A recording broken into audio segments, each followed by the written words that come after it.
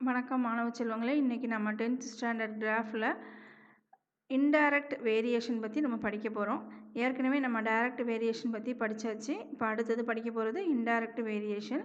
இப்போ நீங்கள் பார்த்தீங்கன்னா 2 விதமான படங்கள் இருக்குது. முதல் படத்தில் என்ன பார்க்குறீங்கன்னு பாருங்கள். 2 ஒர்க்கர்ஸ் ஒர்க் பண்ணிகிட்ருக்காங்க. இவங்க ஒரு சின்ன ஒரு ரூமை கன்ஸ்ட்ரக்ட் பண்ணுறதா நம்ம அஸ்யூம் பண்ணிக்குவோம்.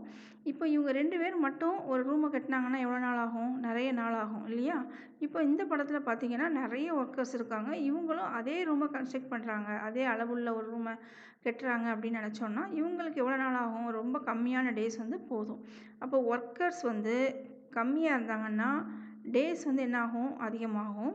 ஒர்க்கர்ஸ் அதிகமாக இருந்தாங்கன்னா டேஸ் நம்மளுக்கு என்ன ஆகுது? கம்மியாகுது. இப்போ இன்னொரு எக்ஸாம்பிள் பார்ப்போம். இப்போ நீங்கள் ஸ்கூல் இருக்குது. ஸ்கூலுக்கு நீங்கள் வீட்டிலேருந்து கிளம்புறீங்க. ஃபாஸ்ட்டாக கிளம்புனீங்கன்னா என்ன ஆவீங்க?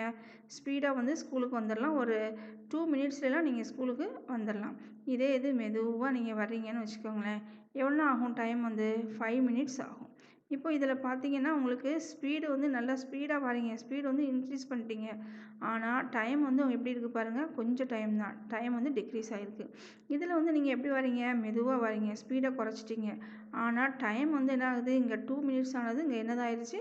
5 மினிட்ஸாக இன்க்ரீஸ் ஆகிடுச்சு. ஸ்பீடு இன்க்ரீஸ் ஆகும்போது டைம் என்ன ஆகுது? குறைஞ்சிருச்சு. ஸ்பீடு குறையும் போது டைம் ஆனது என்ன ஆயிடுச்சு? அதிகமாகிடுச்சு. அப்போ இந்த 2 கேஸில் இருந்தும் நம்மளுக்கு என்ன தெரியுதுன்னு பாருங்கள்.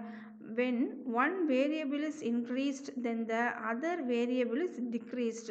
அதாவது ஒன்று அதிகரிக்கும் போது இன்னொன்று என்ன குறையுது. அப்போ இந்த வேரியேஷனுக்கு பேர் நம்மளுக்கு என்னென்னா இன்டைரக்ட் வேரியேஷன். இப்போ நம்ம உங்கள் புக்கில் இருக்கக்கூடிய எக்ஸாம்பிள் பார்த்துடலாம்.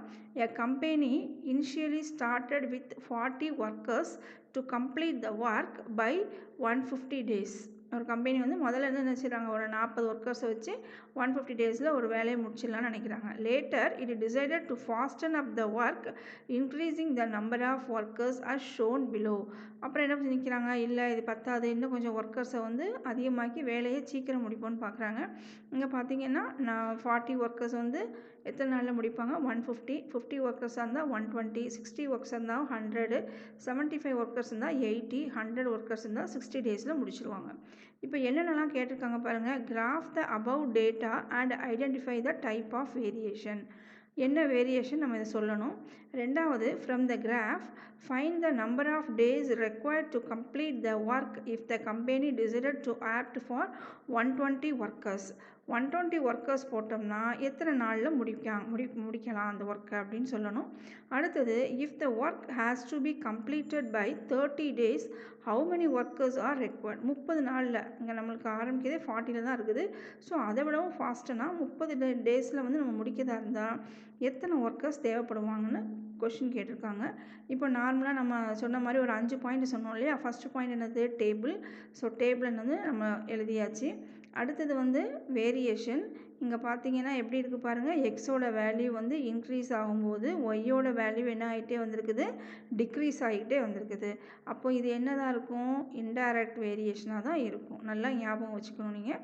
அடுத்தது ஈக்குவேஷன். இதுக்கு வேறு ஈக்குவேஷன் என்னன்னு பாருங்கள். xy equal to k. k is the constant of variation.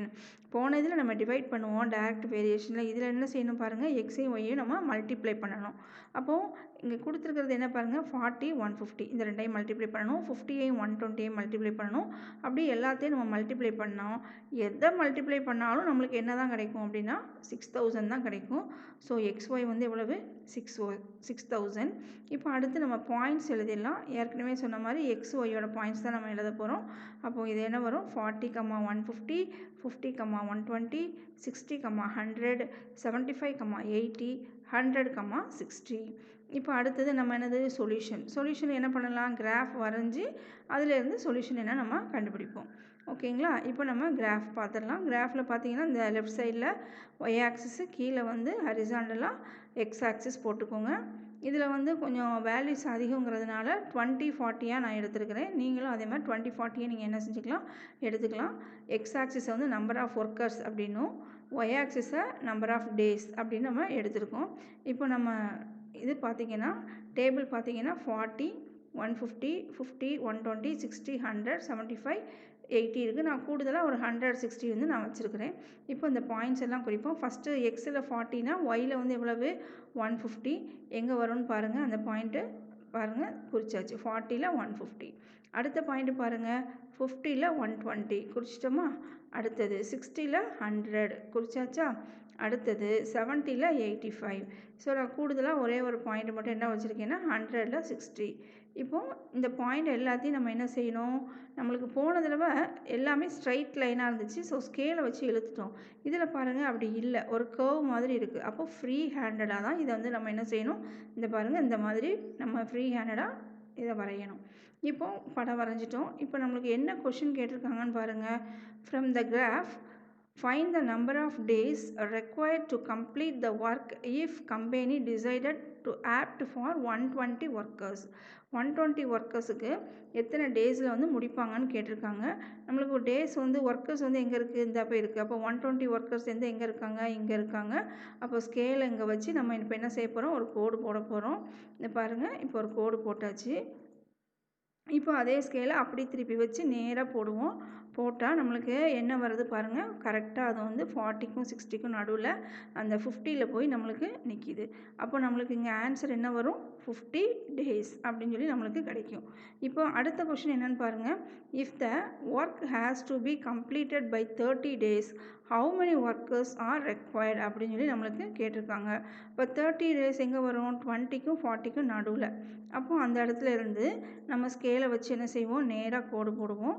போட்டுட்டோம். அப்புறம் அப்படியே கீழே இறக்கணும்னா நம்மளுக்கு என்ன வந்துடும் அப்படின்னா 200 நம்மளுக்கு கிடைக்கும். அப்போ இங்கே பாருங்கள் 200 ஒர்க்கர்ஸ் நம்மளுக்கு கிடைப்பாங்க. அடுத்தது நம்ம முக்கியமாக செய்யக்கூடியது ஸ்கேல். எக்ஸ் ஆக்சிஸில் ஒவ்வொரு சென்டிமீட்டரும் 20 யூனிட்ஸு. அதே மாதிரி இங்கேயும் நம்மளுக்கு 20 யூனிட்ஸ். இப்போ நம்ம வந்து சொல்யூஷன் எழுத போகிறோம்.